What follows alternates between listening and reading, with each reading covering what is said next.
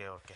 చిరంజీవి గారు కొన్ని కీలక వ్యాఖ్యలు చేస్తున్నారు. గత కొంతకాలంగా ఆయన పాలిటిక్స్‌లో లేకపోయినా పాలిటిక్స్‌లో నలుగుతూ ఉన్నారు. పాలిటిక్స్‌లో పెద్ద ఎత్తున ఆయన గురించి చర్చలు జరుగుతూ ఉన్నాయి.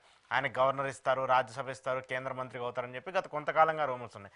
అయితే నిన్న ఇటీవల ఒక ప్రీ రిలీజ్ సంబంధించిన సినిమాకి సంబంధించిన ఫంక్షన్‌లో ఆయన ప్రజారాజ్యం పార్టీని గుర్తు చేసుకుంటూ జనసేన పార్టీని పొగుడుతూ తన తమ్ముడిని తన రాజకీయ భవిష్యత్తుకు సంబంధించిన అంశాలకు సంబంధించి కొన్ని కీలక వ్యాఖ్యలు చేశారు. ఏంటి ఆయనకు మళ్ళీ పొలిటికల్ ఇంట్రెస్ట్గా బీజేపీ గెయిన్ చేస్తుందా? ఇటీవల మళ్ళీ ప్రధాని మోదీ ఒక వీడియో కాన్ఫరెన్స్లో స్పెషల్గా చిరంజీవితో మాట్లాడటము, బీజేపీ ఎక్కువ హైప్ ఇవ్వడం ఇవన్నీ చూస్తుంటే అంటే సంజీవ్ గారు బీజేపీ వైపు మగ్గుతున్నాడు, బీజేపీ చేర్చుకుంటుంది లేదు, బీజేపీతో మంచి సంబంధాలు మెయింటైన్ చేస్తున్నాడు అనేది క్లియర్ గా అర్థమవుతుంది. వాళ్ళు మెయింటైన్ చేస్తున్నారు. ఓకే. సరే, ఏ రూపంలో ఏడు ముగిస్తుందో మనకు తెలియదు, కానీ ఆయన వ్యాఖ్యలు మాత్రం అంత ప్రయారిటీ లేవు.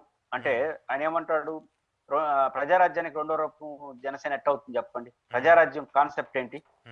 ప్రజారాజ్యం పెట్టినప్పుడు ఆంధ్రప్రదేశ్ లో కాంగ్రెస్, తెలుగుదేశం రెండు పార్టీలు ఉన్నాయి. ఈ రెండు పార్టీలు ఈ రాష్ట్రానికి నష్టమని, ఈ రెండు పార్టీలు తిరస్కరించి ప్రత్యామ్నాయంగా ప్రజారాజ్యం కావాలని ప్రజారాజ్యం పెట్టాడు. ఇప్పుడు ఆయనకు ఆయన దాని కొంటనే జనసేన అంటే తెలుగుదేశంతో పొత్తు పెట్టుకోవడం, ప్రజారాజ్యం కాన్సెప్ట్ కొనసాగింపు అంటే. ప్రజారాజ్యం కొనసాగింపు ఆయనే చేయలేదు, పవన్ కళ్యాణ్ గారు చేశారు, తర్వాత ఆయన యాడ్ చేశాడు. ప్రజారాజ్యం కాంగ్రెస్, తెలుగుదేశం పార్టీ వద్దు, ఈ రెండు పార్టీలు ఇన్నేంటి రాష్ట్రానికి నష్టం చేసినాయి, ప్రత్యామ్నాయంగా నేను రాజకీయం చేసిన 18% ఓట్లు ప్రజలేస్తే పోయి కాంగ్రెస్ లో జరిపినాడు. ఆయనే కొనసాగించాలా, ఇంక తమ్ముడు ఆడు కొనసాగిస్తాడు. చిరంజీవి గారు ఏ కాన్సెప్ట్ అయితే ప్రజారాజ్యం పెట్టాడో, కాంగ్రెస్ వద్దు, తెలుగుదేశం వద్దు అని పార్టీ పెట్టి విత్ ఇన్ 1 year లోనే పోయి తెలుగుదేశం కాంగ్రెస్ లో జరిపినాడు. మంత్రి పదవి తీసుకున్నాడు, కాంగ్రెస్ లోనే ఉన్నాడు. ఇప్పుడు పవన్ కళ్యాణ్ గారు ఈ పార్టీలన్నీ కరెక్ట్ కాదు అన్నాడు, నేరుగా వెళ్ళి ఈ బీజేపీతో కొన్ని రోజులు, తెలుగుదేశంతో ఇప్పుడు, తర్వాత వామపక్షాలు. ఇది కొనసాగింప ప్రజారాజ్యానికి? అది లేకుండా అడుగుతా.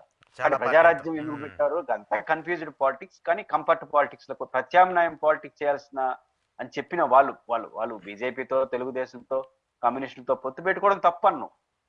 మీరు పార్టీ పెట్టినప్పుడు మీరు చెప్పిన దానికి మీరు కొనసాగిస్తున్న రాజకీయాలకి సంబంధం లేదు. అటు చిరంజీవి గారికి రాజకీయంగా చేసే మాటలకు పెద్ద విలువ ఉండదు.